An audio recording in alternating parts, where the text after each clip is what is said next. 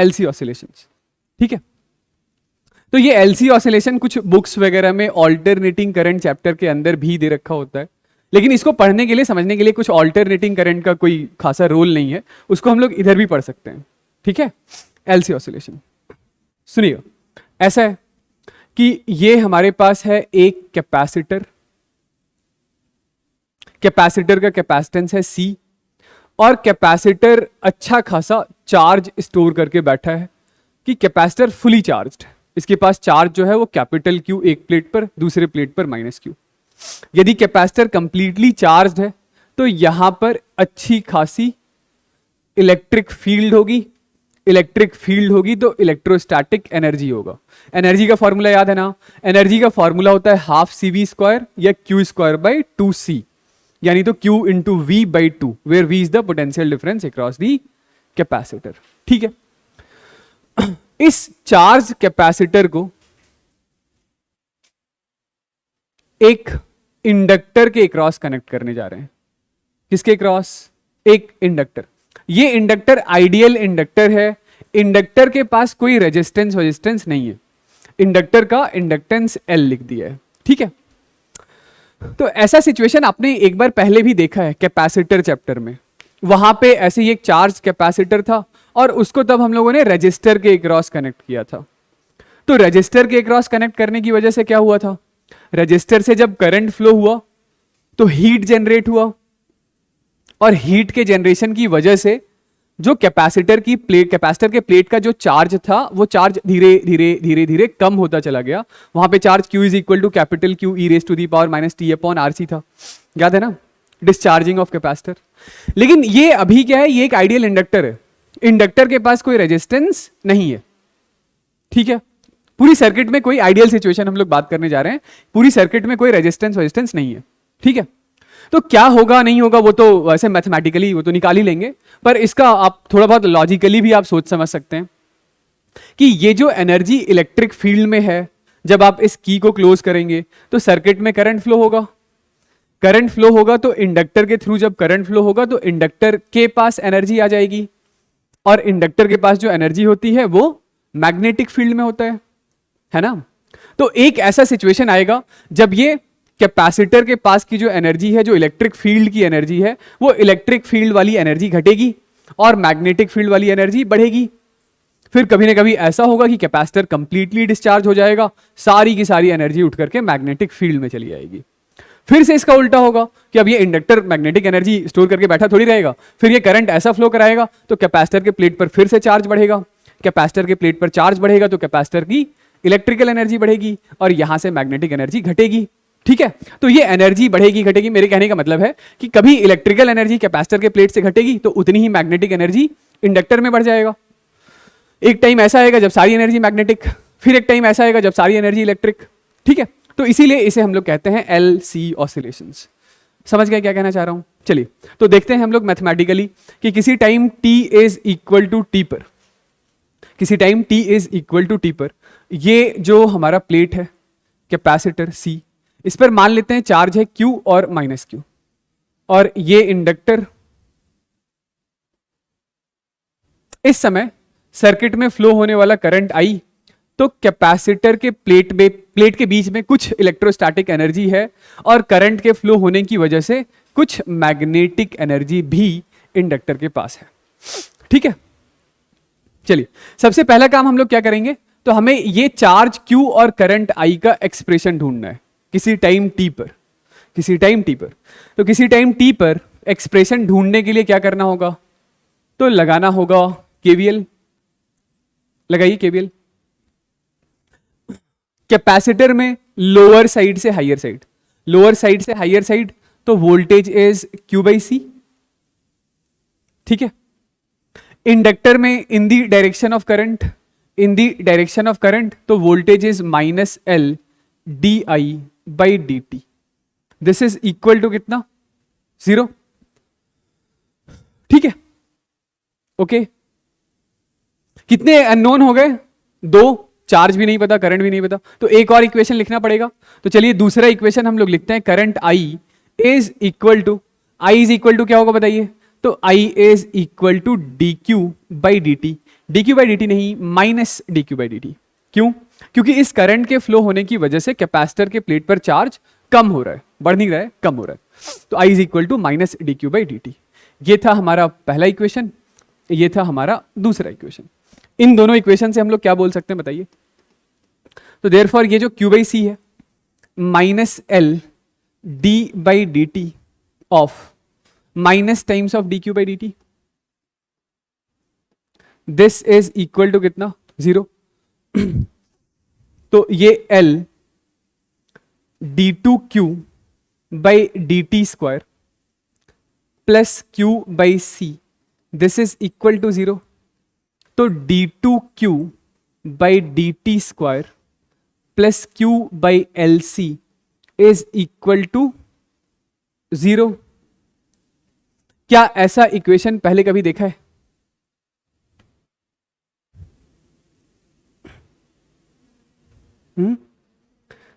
ऐसा बिल्कुल सिमिलर सा एक्सप्रेशन आपने सिंपल हार्मोनिक मोशन चैप्टर के अंदर देखा है, ठीक है?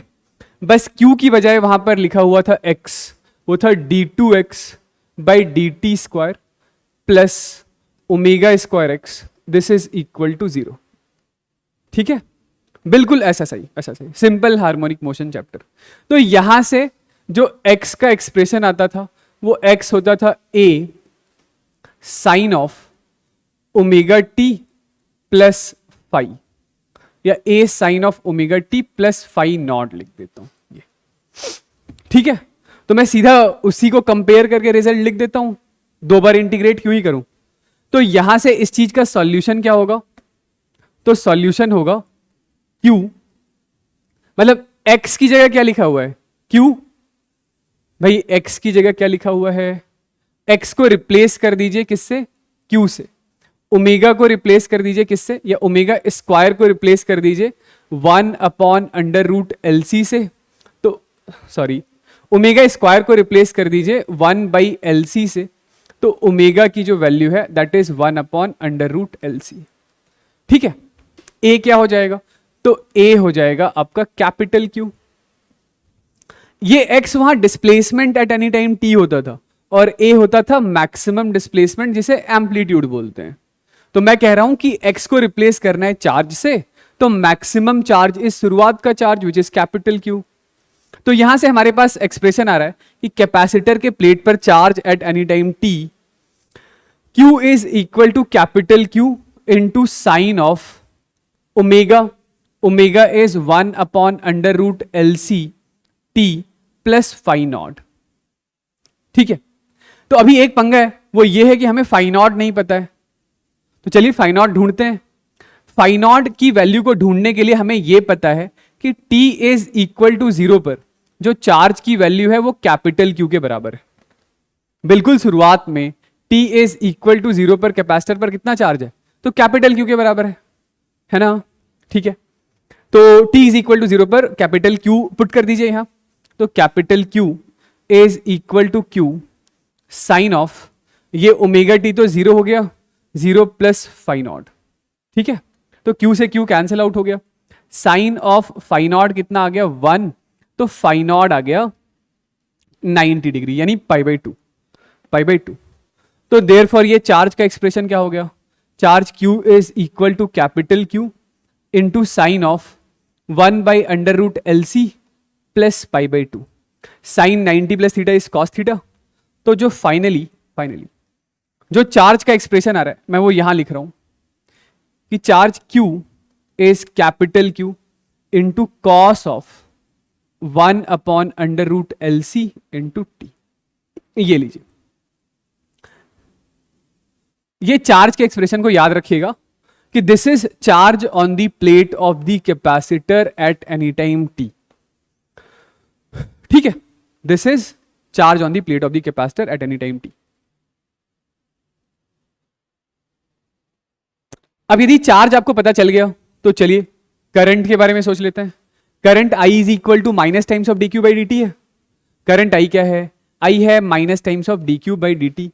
तो I इज इक्वल टू, इसको कीजिए डिफरेंशिएट, तो ये Q as it is cos theta का डिफरेंशिएशन माइनस माइनस प्लस हो जाएगा into sine of 1/√LC into T, इसका डिफरेंशिएशन 1/√LC। तो ये आ गया हमारे पास करंट का expression eight any time T.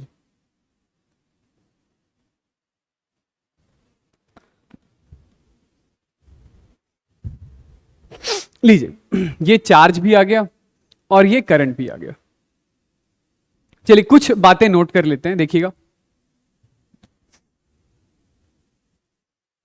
ठीक है, तो ये जो रिजल्ट है कि चार्ज का एक्सप्रेशन क्या है, charge Q is equal to capital Q into cos of 1/√LC into T, और current I is equal to Q/√LC into sine of 1/√LC into T. ठीक है, यही है ना। अच्छा, इस एक्सप्रेशन को देख के बताइए कि ओमेगा क्या है। तो ओमेगा है हमारे पास 1/√LC। ठीक है, यदि ये ओमेगा है तो टाइम पीरियड क्या होगा, टाइम पीरियड इज 2π/ओमेगा होता है, यानी टाइम पीरियड इज 2π/√LC होगा। और फ्रीक्वेंसी क्या होगा, तो frequency is equal to 1 time period होता है, यानी कि 1/2π/√LC होगा। किसका टाइम पीरियड, किसका फ्रीक्वेंसी, तो अब ये सुनिएगा। जैसे बिल्कुल शुरुआत में ये t इज इक्वल टू 0 वाली बात कर रहे हैं, बिल्कुल शुरुआत में ये जो कैपेसिटर है, इसी कैपेसिटर के पास सारा का सारा चार्ज कहां है, कैपेसिटर के पास। t is equal to 0। आप चाहें तो चार्ज के एक्सप्रेशन में पुट कर दीजिए t की वैल्यू 0, या करंट के एक्सप्रेशन में t की वैल्यू 0 पुट कर दीजिए। करंट के एक्सप्रेशन में t की वैल्यू 0 पुट करेंगे तो ये साइन 0 होगा, साइन 0 इज 0, करंट 0, कॉस 0 1। तो t इज इक्वल टू 0 पर ये जो सारा का सारा चार्ज है वो कैपेसिटर लेकर बैठा है, और कैपेसिटर के पास यदि सारा का सारा चार्ज है तो t इज इक्वल टू 0 पर इलेक्ट्रिक फील्ड में कितनी एनर्जी है, इलेक्ट्रिक फील्ड में एनर्जी है Q²/2C के बराबर, और मैग्नेटिक फील्ड में कितनी एनर्जी है, 0। ठीक है, मैग्नेटिक फील्ड में कितनी एनर्जी है, 0। अगला इंस्टेंट देखिएगा, T is equal to T/4 पर क्या हुआ होगा। T/4 कहने का मतलब है this/4, यानी कितना, π/2 टाइम के बाद क्या हुआ होगा। तो यहां पे डालिए, चार्ज में एक्सप्रेशन डालिए। तो ये जो चार्ज का एक्सप्रेशन है Q is equal to capital Q into cos of 1/√LC into T की वैल्यू मैं कह रहा था कि π/2 डाल दीजिए। LC कैंसल आउट हो गया, ये कितना आ गया, cos 90। cos 90 कितना हो गया, 0। तो t is equal to T/4 पर चार्ज 0 हो गया, चार्ज 0 हो गया। आई बात समझ, चार्ज 0 हो गया है तो करंट कितना हो गया, सीधा डालना है, t की वैल्यू ये डाल दीजिए। ठीक है, कितना हो जाएगा, ये डाल दीजिए। तो साइन π/2 कितना, 1, यानी कि t is equal to T/4 पर करंट किसके बराबर होगा, तो करंट मैक्सिमम यानी कि Q/√LC के बराबर होगा। तो t is equal to T/4 वाले सिचुएशन को यदि मैं ड्रॉ करूं तो मैं बोलूंगा कि कैपेसिटर अभी कंप्लीटली डिस्चार्ज्ड, कैपेसिटर पर कोई भी चार्ज नहीं है, और इस समय सर्किट में फ्लो होने वाला जो करंट है वो करंट मैक्सिमम, मैं इसको I0 लिख देता हूं, I0 है। तो सारी की सारी एनर्जी जो है वो मैग्नेटिक फील्ड लाइन में है, मतलब मैग्नेटिक फील्ड के फॉर्म में, यानी T/4 पर energy in electric field is 0 और energy in magnetic field this is equal to half L/I0² के बराबर है। ओके, एनर्जी इंडक्टर में कितना होता है, हाफ L/I² होता है। ठीक है, तो I की वैल्यू क्या रख रहे हैं, I0 रख रहे हैं। चलिए एक बार जरा T/2 पर चेक कीजिएगा, T is equal to T/2 पर, ये पहला सिचुएशन था, ये दूसरा, और ये है तीसरा। T is equal to T/2 पर, T/2 पर यानी कि इसका आधा, तो this is equal to π/√LC। तो बताइए जरा चार्ज की वैल्यू कितनी हो गई, Q is equal to capital Q into cos of 1/√LC into pi into under root LC, LC LC cancel out हो गया, और कॉस ऑफ पाई यानी कॉस ऑफ 180 कितना होता है -1, तो चार्ज की वैल्यू आ रही है -q, -q। तो इसका मतलब क्या हुआ होगा, इसका मतलब ये कि अब इस प्लेट पर चार्ज यदि -q है तो इस प्लेट पर चार्ज +q होगा, यानी कैपेसिटर के प्लेट के बीच में जो इलेक्ट्रिक फील्ड का डायरेक्शन है वो डायरेक्शन चेंज हो गया होगा, ठीक है। और सर्किट में करंट कितना है, सर्किट में करंट कितना है, तो ये साइन 180 आ जाएगा, साइन 180 कितना होता है 0, सर्किट में करंट कितना है, सर्किट में करंट फिर से 0, तो मैग्नेटिक फील्ड में कोई एनर्जी नहीं है।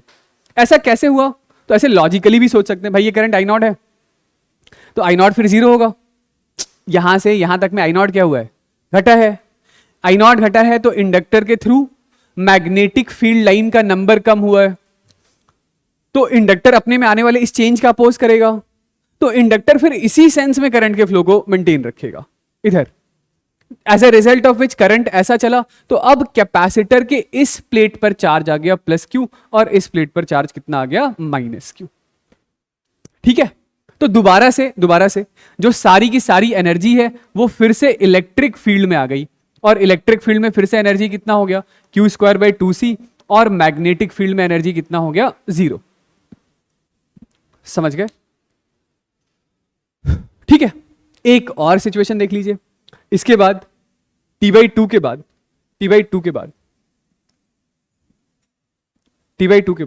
नेक्स्ट इज 3T/4 पर देख लीजिए, 3T/4 पर।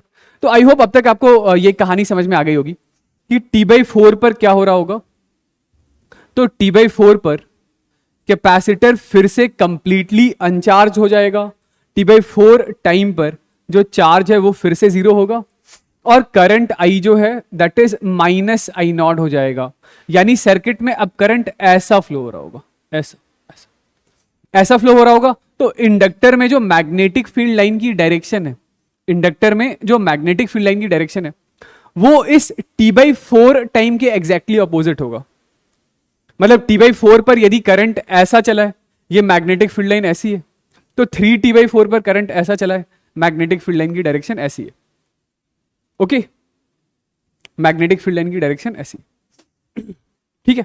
तो यहां मैं डायरेक्टली लिख देता हूं कि इस सिचुएशन में एनर्जी इन इलेक्ट्रिक फील्ड कितना, तो इलेक्ट्रिक फील्ड में एनर्जी 0, और मैग्नेटिक फील्ड में फिर से एनर्जी कितनी, तो ½LI0² के बराबर, और जो t = 0 पर है वही दोबारा से t = t पर भी हो जाएगा। तो इस तरीके से आप देख सकते हैं कि चार्ज करंट इलेक्ट्रिक एनर्जी या मैग्नेटिक एनर्जी का क्या हो रहा है, ऑसिलेशन हो रहा है, ठीक है, समझ गए।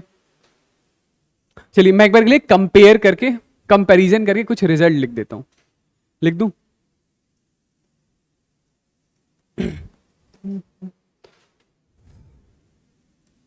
तो मैं ये कह रहा था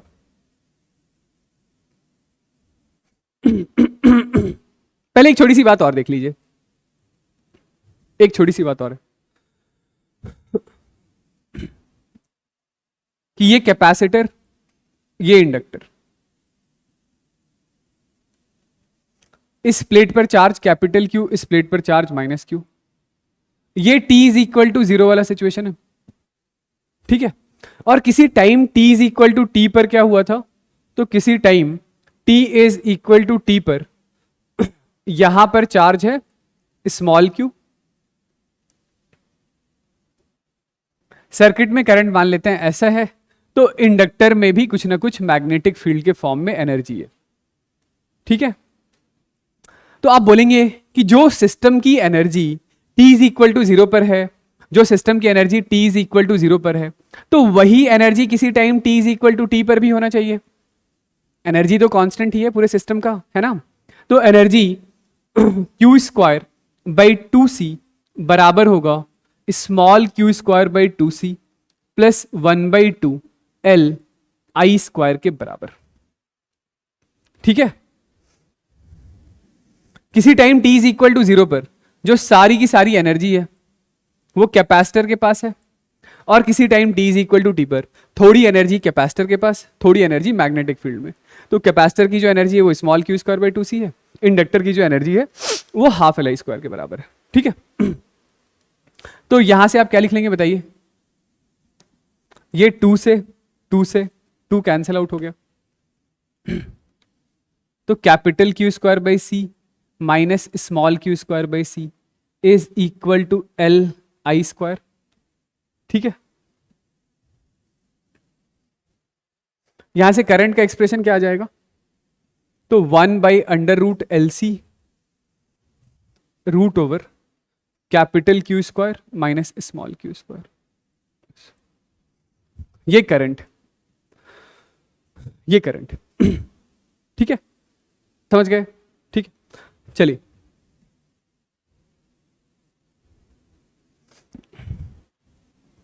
तो एक बार मैं कंपैरिजन बता देता हूं कि जो सिंपल हार्मोनिक मोशन चैप्टर था, तो उस सिंपल हार्मोनिक मोशन में हमारे पास ये लेट से ऐसा एक स्प्रिंग है जिसका कांस्टेंट k है, ये एक ब्लॉक है जिसका मास m है।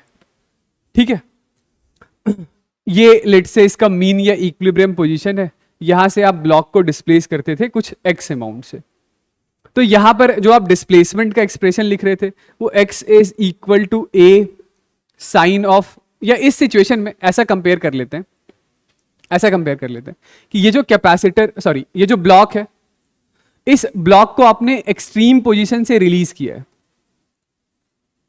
एक्सट्रीम पोजीशन से आपने रिलीज किया है, और फिर ये फिगर में फिर से बनाता हूं,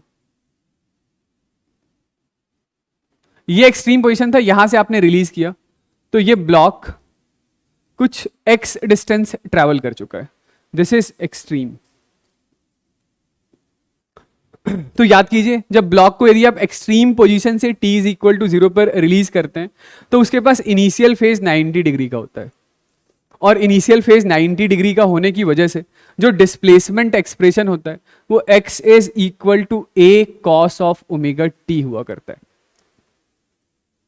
तो ठीक वैसे ही यहां पर आपको x को किससे रिप्लेस कर देना है, चार्ज q से, कैपिटल A जो कि एम्पलीट्यूड था उसको कैपिटल Q से रिप्लेस कर देना है।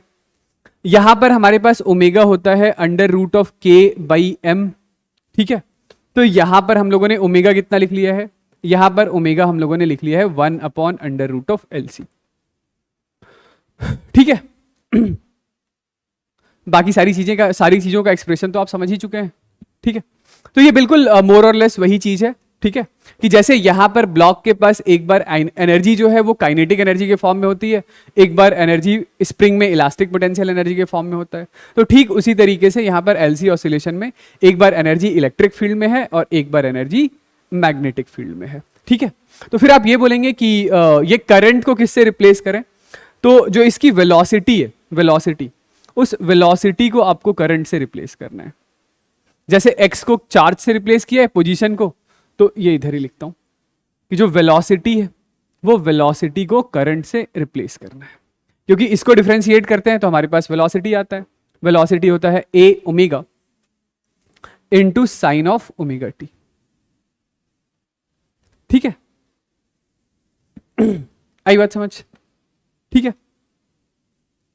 तो यहां पे देखिए ये जैसे ये तो velocity as a function of time है, यहां पर इसी तरीके से वेलोसिटी हमारे पास velocity is equal to omega, sorry velocity is equal to omega under root of a square minus X square, ये भी एक फॉर्मूला होता है ना, किसी पोजीशन x पर वेलोसिटी निकालना है तो ये फॉर्मूला, किसी टाइम t पर वेलोसिटी निकालना है तो जो भी पोजीशन है उसको डिफरेंशिएट, अच्छा सॉरी यहां पर एक माइनस साइन भी आएगा। ठीक है, velocity as a function of position चाहिए तो ये फॉर्मूला, तो वैसे ही देखिए वेलोसिटी को रिप्लेस किया है करंट I से, तो current I as a function of charge चाहिए तो ये ले लीजिए, current I as a function of time t चाहिए था तो ऊपर डिफरेंशिएट करके हम लोगों ने लिखा था। ठीक है, चलिए इसके ऊपर एक सवाल बना लीजिए।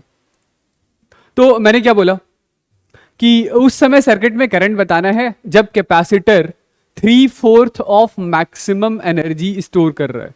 ठीक है, तो क्या करेंगे आप, एनर्जी कंजर्वेशन है ना, कि T इज इक्वल टू 0 पर सारी की सारी एनर्जी जो है वो कैपेसिटर के पास है।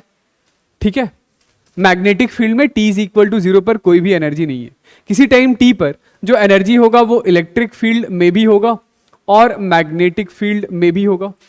इलेक्ट्रिक फील्ड में जो स्टोर्ड एनर्जी है, यानी कि कैपेसिटर के प्लेट पर जो स्टोर्ड एनर्जी है वो कितना है, मैक्सिमम एनर्जी का 3/4 है, यानी कि this is 3/4 times of Q square by 2c। और इंडक्टर में स्टोर्ड एनर्जी कितनी है, 1/2 L I square, this is Q square by 2c। यही क्या है ना, ठीक है। तो बताइए भाई यहां से ये 2 से 2 कैंसल आउट कर दीजिए, तो this is Q square by C minus 3q square by 4c, this is equal to L I square. तो ये कितना हो गया, 4c, ये 4q स्क्वायर यानी कि ये q स्क्वायर बाई ये l आ गया, दिस इज i का स्क्वायर। तो current i is q by 2 under root L C. ठीक है, चलिए चलिए इसके बाद नेक्स्ट है हमारे पास, लिखिएगा damped LC oscillations. Damped LC oscillations. तो डैम्प्ड एलसी ऑसिलेशन से मैं क्या कहना चाह रहा हूं कि ये हमारे पास है एक कैपेसिटर जिसका कैपेसिटेंस था C, ठीक है। सर्किट में हमारे पास एक इंडक्टर और एक रेजिस्टर और डाल देते हैं जिसका रेजिस्टेंस है R, इंडक्टर का इंडक्टेंस है L। फिर से वही बात कि T इज इक्वल टू 0 पर जो कैपेसिटर है वो फुली चार्ज था, तो इस कैपेसिटर के अंदर जो एनर्जी है वो इलेक्ट्रिक फील्ड में है और इलेक्ट्रिक फील्ड में अच्छी खासी तगड़ी एनर्जी है, ठीक है। किसी टाइम t पर अब क्या होगा, तो इस रेजिस्टर को देखते के साथ ही आपको समझ में आ गया होगा कि अब इस सर्किट की जो टोटल एनर्जी है वो कांस्टेंट नहीं रहने वाली है, क्योंकि जैसे ही रेजिस्टर के थ्रू कुछ करंट फ्लो होगा, जैसे ही रेजिस्टर के थ्रू कुछ करंट फ्लो होगा किसी time t is equal to t पर, अब ये जो कैपेसिटर है इसके पास चार्ज q और माइनस q, ये था हमारे पास इंडक्टर और ये रेजिस्टर। तो किसी time t is equal to T पर सर्किट में कुछ करंट मान लेते हैं आई है, ठीक है। तो अब कैपेसिटर के दोनों प्लेट के अंदर जो इलेक्ट्रिक फील्ड है वो उतनी नहीं है जितनी t इज इक्वल टू 0 पर थी, क्योंकि करंट के फ्लो होने की वजह से कैपेसिटर के प्लेट पर चार्ज कम हुआ है, सर्किट में आया है करंट, और इस इंडक्टर में मैग्नेटिक फील्ड के फॉर्म में थोड़ी बहुत एनर्जी होगी, और करंट के फ्लो होने की वजह से रेजिस्टर कंटिन्यूअसली हीट जनरेट कर रहा होगा, और ये जनरेटेड हीट सिस्टम से एनर्जी डेसिपिएशन का काम कर रहा होगा। मतलब ये जो हीट डेसिपिएट हो रहा है उसकी वजह से सिस्टम की जो टोटल एनर्जी है वो कम हो रही है, इसीलिए इसे कह रहे हैं डैम्प्ड एलसी ऑसिलेशन। ये ठीक है। चलिए किसी time t is equal to T पर लगाइए, यहां पर एक केवीएल लगा लेते हैं हम लोग। तो यहां पर यदि आप केवीएल लगाएं तो बैटरी में लोअर साइड से हायर साइड, तो voltage is plus Q by C, K V L लगा रहे हैं किसी टाइम t पर। इंडक्टर में कैसे चल रहे हैं, in the direction of current, तो minus times of L D I by D T, ठीक है। रजिस्टर के across in the direction of current, तो minus I R, this is equal to कितना हो गया, 0, ठीक है। ऑलराइट, और हमें पता है ये तो एक इक्वेशन है, दूसरा इक्वेशन क्या होगा, तो current I is equal to होगा D Q by D T, sorry D Q by D T नहीं, minus D Q by D T. क्यों, क्योंकि इस करंट के फ्लो होने की वजह से कैपेसिटर की प्लेट से जो चार्ज है वो कंटिन्यूअसली कम हो रहा है। चलिए तो दोनों इक्वेशन मिलाकर आप क्या बताएंगे कि this Q by C minus L D by D T of I which is minus D Q by D T minus D Q by D T, I की जगह माइनस माइनस प्लस हो जाएगा D Q by D T into R, this is equal to 0, ठीक है। ये भी क्या हो गया, माइनस माइनस प्लस, तो ये लीजिए ये हमारे पास आ रहा है D two Q by D T square, ठीक है, बाई एल से डिवाइड कर दें, plus R by L D Q by D T plus Q by L C, this is equal to zero, this is equal to zero. फिर से वही बात कि ये इक्वेशन देख के कुछ याद आ रहा है? ये इक्वेशन देख के कुछ याद आ रहा है? चलिए नहीं याद आ रहा है तो मैं याद दिलाता हूं। क्लास 11th में आपने पढ़ा है damped SHM, damped simple harmonic motion. वहां पर क्या होता था हमारे पास? तो डैम्प्ड एसएचएम में जैसे ये हमारे पास एक स्प्रिंग है, स्प्रिंग से कनेक्टेड एक ब्लॉक था जिसका मास m था। लेट से ये ब्लॉक मीन या इक्विलिब्रियम पोजीशन से कुछ x अमाउंट से डिस्प्लेस्ड है और इस समय इसके पास कुछ वेलोसिटी है इधर। तो वहां वेलोसिटी से अपोजिट दिशा में एक डैम्पिंग फोर्स काम करता है बॉडी पर, और ये काम करने वाला जो डैम्पिंग फोर्स होता है वो some constant times of velocity होता है। वो कांस्टेंट को डैम्पिंग कांस्टेंट बोलते हैं।